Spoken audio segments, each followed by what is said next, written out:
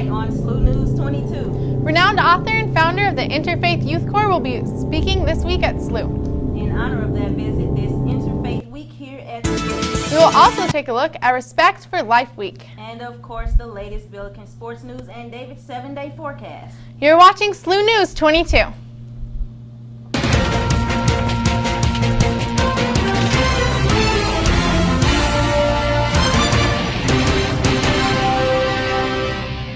Good evening and thank you for joining us. I'm Avita Don't just turn it off. And I'm Cassie Unplug Giddingen. it. 75 with news from SLU's medical The next time. campus.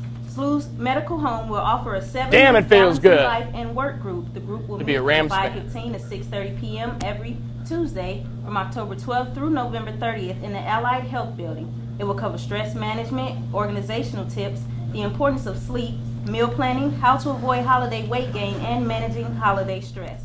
The group is open to SLU employees and their family members who are enrolled in the medical home. There is no fee to participate, but enrollment is limited to 15 people. To register, call 314-977-4440. The Balancing Life and Work group will be led by a group of health experts, including a family physician, social worker, nutritionist, physical and occupational therapist. This week, the Interfaith Alliance is hosting Interfaith Week. They're hosting various events for students to have the opportunity to explore other faiths while deepening their own. The events include tonight at 7 p.m. right now in room 352 and 353 of the Bush Student Center. There will be speed faithing in which students will be encouraged to engage in conversations with members of various faith-based student organizations. This week, the Interfaith Alliance is hosting Interfaith Week. They're hosting various events for students to explore their faith. Tonight at 7 in room 352 and 353 of the Bush Student Center, there will be also Ibu Patel, the author of Acts of Faith and founder of the Interfaith Youth Corps, will speak on Tuesday, October 5th at 7 p.m. in the Wool Ballrooms in the Bush Student Center. On Thursday, Ali Abunimah will speak at 7 p.m. in Kelly Auditorium. Ali Abunimah is the founder of the Electronic Intifada, an independent online publication, and author of One Country, a bold proposal to end the Israeli-Palestinian conflict. This event is sponsored by Solidarity with Palestine. On Friday, there will be a Gabra Ras Bangra night starting at 7 p.m. in the Wool Ballrooms in the Bush Student Center. The night will include Indian dancing hosted by the Indian Student Association. And David is here now with the first look at our forecast. Well, we certainly had a very cool weekend this past weekend, but it was very sunny out, and we'll continue to see pretty sunny skies. There is a little bit of frost in the forecast, unfortunately. No, don't tell me that. So it's going to be cool overnight tonight. Right now, it is still a little fairly comfortable out there. Temperatures are around 60 degrees. The sun has set, so unfortunately that little weather icon there is incorrect. I prepared these graphics a little while ago. Temperatures across the region this afternoon did make it up into the lower 60s, so it was very nice if you headed out. However, if you're out in the early morning hours, it was definitely on the chilly side. If we look at our satellite, well, there's really nothing to look at. There were no clouds in the sky whatsoever except for airplane contrails, and we'll continue to see clear skies overnight, and that means plummeting temperatures down to a low of 39 degrees, so clear and crisp tonight with some scattered frost, so a little bit of taste of early winter here as we just started the fall season. Look forward to that 7-day forecast. Thank you, David. This week is Respect Life Week here at SLU as pro-life students gather together in protest of abortion. This week's event officially started at College Church 9 p.m. Mass last night and will continue throughout the week. You will see the ceremony of the innocent and stake signs throughout campus, and Students for Life will be carrying bottles around to collect money for local crisis pregnancy centers. There will also be hosting a service day at Our Lady's Inn and a life chain at the intersection of Grand and Lindell. For more information, email sfl@slu.edu. Next week, St. Louis University will celebrate the recent beatification of the 19th century theologian Cardinal John Henry Newman. The celebration will be presided by the St. Louis Archbishop Robert J. Carlson and begin at 7 p.m. Monday, October 4th in St. Louis Francis Xavier Church. The event will include the Jesuits of the Missouri Province as well as scholars from SLU, the Aquinas Institute of Theology, Fontbonne University, Kenrick Glenson Seminary, and the Newman community at Washington University. The celebration is free and open to the public. A reception will follow in the college church ballroom. Newman was an Anglican priest who converted to the Catholicism and was eventually made a cardinal by Rome. He is considered one of the Victorian England's most prominent scholars. Newman's beatification was announced by Pope Benedict on September earlier this month. The SLU Theater opens their 2010 season with Almost Maine. The show runs on October 1st, 2nd, 8th, 9th, and 10th. Tickets are $10, $7 for students, and $9 for SLU faculty and staff. The theater department summarized the production saying, "On a cold, clear, moonless night in the middle of winter, all is not quiet, what it seems, in the remote, mythical town of Almost Maine. As the northern lights hover in the star-filled sky, Almost residents find themselves falling in and out of love in unexpected and often hilarious ways." Coming up, we'll take a look at some events going on this week around St. Louis, as well as national news. We'll be right back.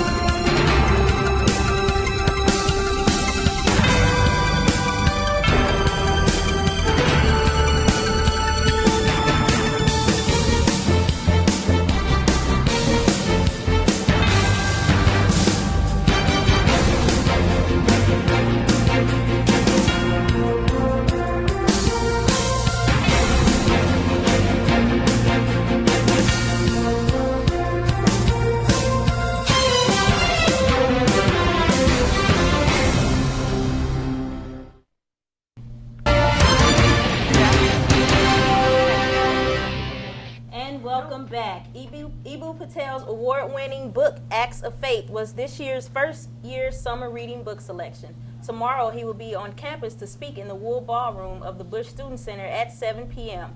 On Wednesday, he will lead a training session for members of the SLU community involved in efforts to enhance diversity and inclusion. During his speech, the critically acclaimed author will discuss religious pluralism and other interfaith issues. The event is free and open to the public, and Patel will sign copies of his book following the presentation. The founder and executive director of Interfaith Youth Corps, Patel is a nationally recognized leader on religious diversity. He earned his doctorate in the sociology of religion from Oxford University while studying on a Rhodes Scholarship. A highly sought-after speaker, Patel has delivered lectures at the Nobel Peace Prize Forum, the Clinton Global Initiative, and universities around the world. He also is a regular contributor to the Washington Post, National Public Radio, and CNN. He appeared in the PBS documentary 3 Faiths, One God. Photographer Thomas Oates' Steps Through Time Journeys in the Middle East exhibit will be featured in the Pius 12 Memorial Library from Friday, October 8th through Thursday, June 30th of 2011. It will be located on the level 2 north wall of the library. An opening reception is scheduled from 2 to 4 p.m. on Friday, October 8th. Despite the major political and cultural conflict in the Middle East, Oates attempts to exclude political or religious concerns except on the border issues of social justice. The exhibit is sponsored by the ONG Center and the English Department. And all weekend long will be another exciting concert at Powell Symphony Hall. Students can see renowned piano master Andre Watts play one of Grieg's piano concertos along with Dvorak's Symphony No. 8. Shows are Friday and Saturday nights at 8 p.m. and Sunday at 3 p.m. Students can purchase tickets for only $10 on the floor. See stlouissymphony.org/students for more info. In student government news, the administration presented their findings on Pius Library to the President's Coordinating Council last week, containing student responses and comparisons to libraries at similar schools such as Marquette and Loyola. The report showed the current student dissatisfaction with Pius, and the council approved the proposal to add space and renovate the current building. Proposals include a new space over the circle on Lindo Boulevard that will contain a large state-of-the-art iCommons and study space, while also renovating the current space to improve furniture, lighting, wireless bandwidth, and the quality of private study areas.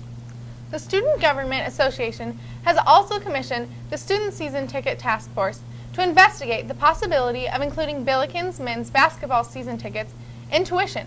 A student referendum may be held on the matter during the February elections. Now on to some national news. Japan today joined the U.S. and Britain in issuing travel advisories for citizens who are currently spending time in Europe. Security officials say terrorists may be plotting several attacks in Europe similar to the deadly 2008 shooting spree in Mumbai, India that killed 166 people. The U.S. alert falls short of warning citizens against traveling to Europe. Instead, the alert urges them to take precautions when they do travel. Verizon Wireless said on Sunday that it would pay up to $90 million in refunds to 15 million cell phone customers who were wrongly charged for data sessions or internet use. One of the largest customer refunds by a telecommunications company, Verizon said in its statement that the customers would receive credits from $2 to $6 on their October or November bills, or in the case of former customers, refund checks.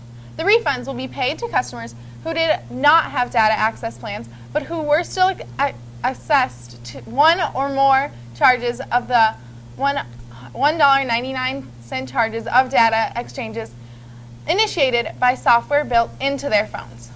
Well, it is now official. Former White House Chief of Staff Rahm Emanuel is running to be Chicago's next mayor. After stepping down this past week during an emotional press conference, Emanuel officially began his campaign for mayor on Monday.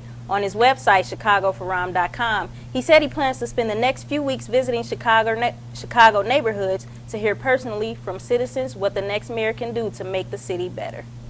Mondays in Midtowns is later tonight, and we have Mark Zinn with us to give us a little preview. Hey, ladies, how you doing? I'm doing all right, Mark. Oh, doing great. Yeah, we're going to have a great show for you coming up this evening. We sit down with Ed Martin, who's running for Congress in the 3rd Congressional District against Congressman Russ Carnahan.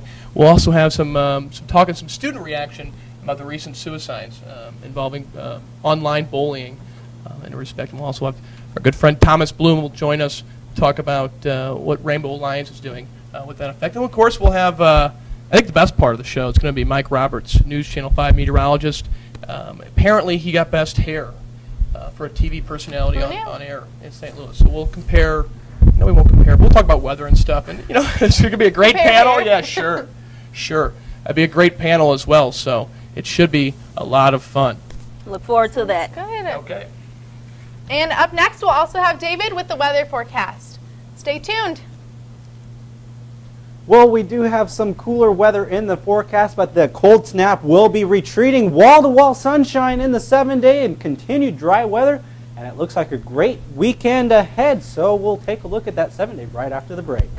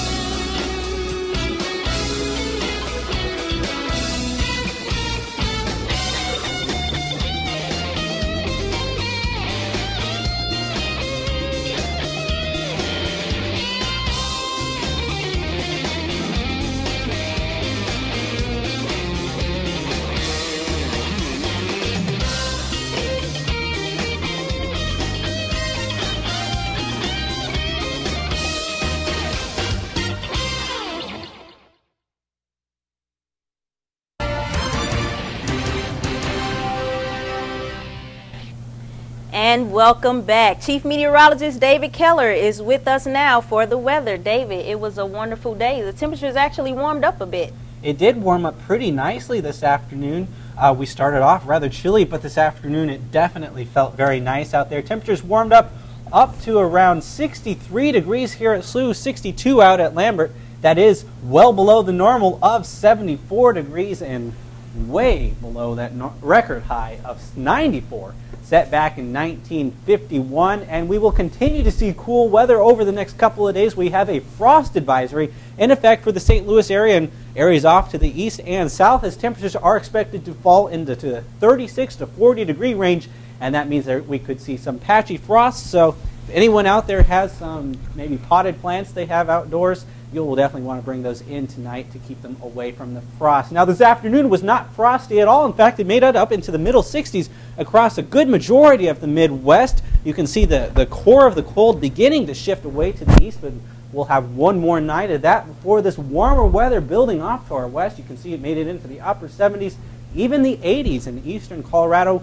Some of that warmer air will begin to roll our way as this area of high pressure that is definitely in control of our weather, giving us a bright sunny skies, will continue to slide overhead. And as it does so, it will allow for some very cool temperatures and a frosty morning on Tuesday. But as it drifts off to the south and east, a south to westerly wind will allow for some much warmer weather to move into the region as we head towards midweek. So here's your forecast for Tuesday morning. 41 degrees for your 8 a.m. class, mostly sunny, maybe a little bit of frost left around the area.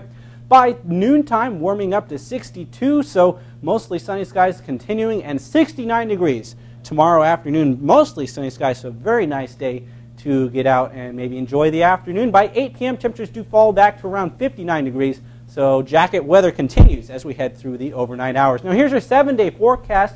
Temperatures do warm up as we head past Tuesday, up to 77 degrees on Wednesday, 75 on Thursday, so a slight setback. And more warmer weather as we head towards the weekend with some 80s thrown in there. So we're going to rebound from this cool snap pretty well, I think. Sounds It's almost good. unbelievable. Sunshine everywhere. We'll be right back with a look at sports. Don't go away.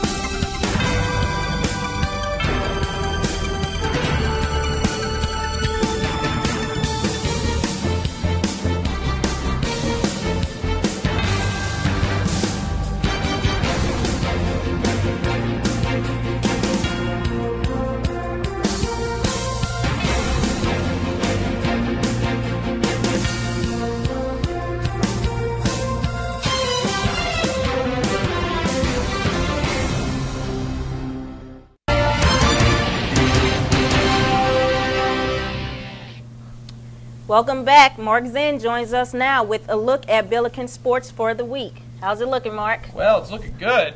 The Rams too won yesterday, which was quite a great thing. 2-2, 500 record, pretty good.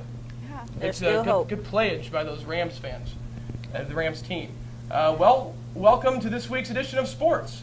It's a pretty quiet weekend for all you Billiken fans out there. The only action that took place was this Friday night when the men's hockey team took on their out-of-state rival, SLU-TV. The Bills hockey team put together some special promotions this week in order to bring out some more fans to the stands, if you will. That rhymes. Even with the crowd rumbling, the Bills were outscored 6-0. In the first two periods, I think we have some footage of this, Big told we don't. In the first two periods, as soon as that buzzer rang for the third period, though, a whole new Billiken team showed up. The Bills came out to score 4 unanswered goals, which are the best goals to score, making it only a 2-point deficit with 6 minutes remaining in the game. Unfortunately, that was not enough. There was not enough firepower left, and the Billikens fell short with a final score there of 6-4. St. Louis softball concluded its fall season with a 5-4 and 4-1 sweep of Southeast Missouri State Sunday afternoon at the Billiken Sports Complex. The ladies finished their season with a 5-1 record. For the first time since St. Louis joined the Atlantic 10 Conference, the Billikens dropped a volleyball match to George Washington, 3-1 Sunday afternoon at the Smith Center in Washington, D.C. The Lady Billikens played at an incredibly close few sets. They lost the first and third sets only by a combined 4 points, so not too bad. The Billikens see their record move to They saw their record move to 7-9 overall, 2-2 in the Atlantic 10. The Colonials, well, they improved to 13-7 and 2-1 in the league.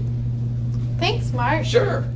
Sounds good. And what do we have to look forward to with the rest of our forecast, David? Well, we're definitely looking forward to quite a bit of sunshine. The 7-day forecast is looking really nice this upcoming week with warming temperatures as we head towards Wednesday and Thursday, up to 80 by the weekend. So it's definitely going to be one of the pick weekends of the year as temperatures will be around 80 degrees both Saturday and Sunday with 70s the rest of the week, and wall-to-wall sunshine to look forward to with some cool fall lows as we head through the next couple of days. That's good. I was worried when you were talking about the frost, but since it's getting up to 80, I think I can relax. Sure. Yeah, we'll be defrosting here pretty quickly. Sounds good. Well, thanks guys for watching tonight, and that's our show. Don't forget you can follow us on YouTube, Facebook, and Twitter for the latest news, and we'll definitely be back next week. Tune in later tonight for Mondays in Midtown, where our host, Mark J. Zinn, sits down with Channel 5 meteorologist Mike Roberts. Look forward to that. Good luck studying for midterms, everyone. Good luck.